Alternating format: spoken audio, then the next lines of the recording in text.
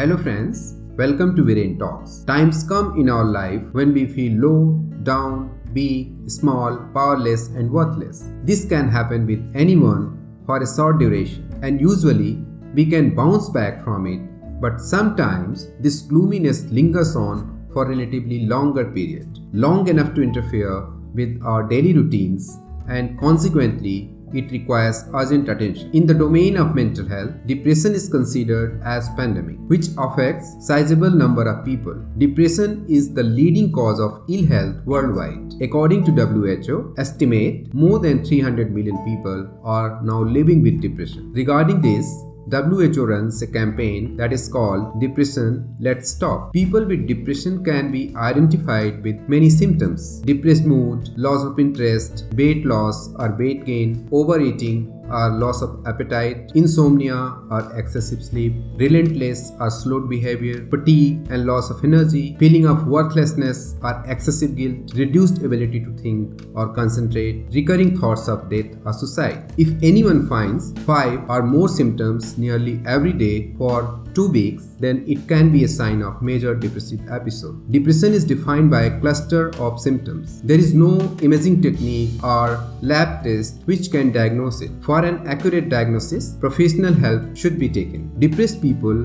do not get pleasure from their usual activity. They hold negative views about themselves that is marked by pessimism. They feel helpless to change their situation. Depression has a vicious cycle. It has been represented in this image. In a state of depression, what we see, people want to be alone and staying in that condition that aggravates depression and it leads to want to be alone more. This cycle acts upon different domains of life like eating, sleeping, social engagement, playing, etc. It touches every aspect of our life. On the one hand, it alienates us, weakens us, taking toward the bottom end, and on the other hand, it ensures that we remain in the state of being indefinite. It is like that though we know that social connectedness, exercising, sleeping, meditating is good for us to break this cycle, but we don't feel like doing anything. We feel helpless. Now, let's talk about the brain machinery involved in the depression. The frontal part of our brain, that is called prefrontal cortex (PFC), and the limbic areas. They are connected to each other. The frontal parts are responsible for planning, decision making, coordination, inhibition, motivation, etc. In a way, PFC is the chief of operations in the brain. On the other hand, limbic areas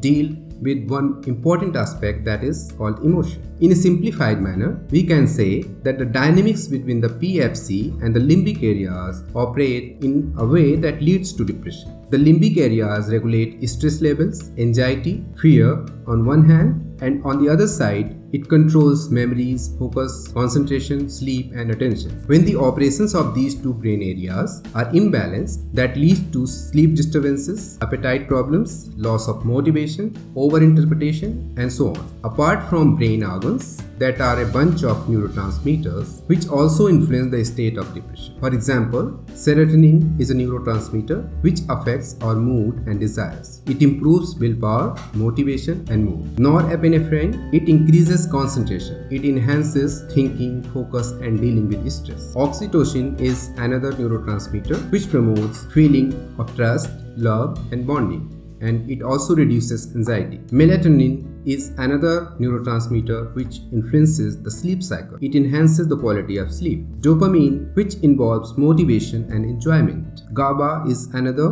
which increases feeling of relaxation and reduces anxiety. And endorphins, that is a neurotransmitter which provides pain relief and feelings of elation. We can see that on a broader level, there are brain parts which are not working in a smooth way, and on a molecular level, there are neurotransmitters whose levels affects the course of depression. Till now, we have discussed the role of brain mechanism and neurotransmitters in depression, but they are in turn consequence of stress, which in itself caused by loneliness, financial burden, family conflict, relationship issues, competition, expectation, loss of near and dear ones, and so forth. The will, determination, energy, everything is lost, and even small things which were earlier part of our daily routine become an uphill task. This was all about symptoms, causes, and consequences of depression. We will again meet in the part 2 where we will discuss the strategies to overcome depression successfully. Give your valuable suggestions in the comment section. Stay tuned and don't forget to like, share, and subscribe.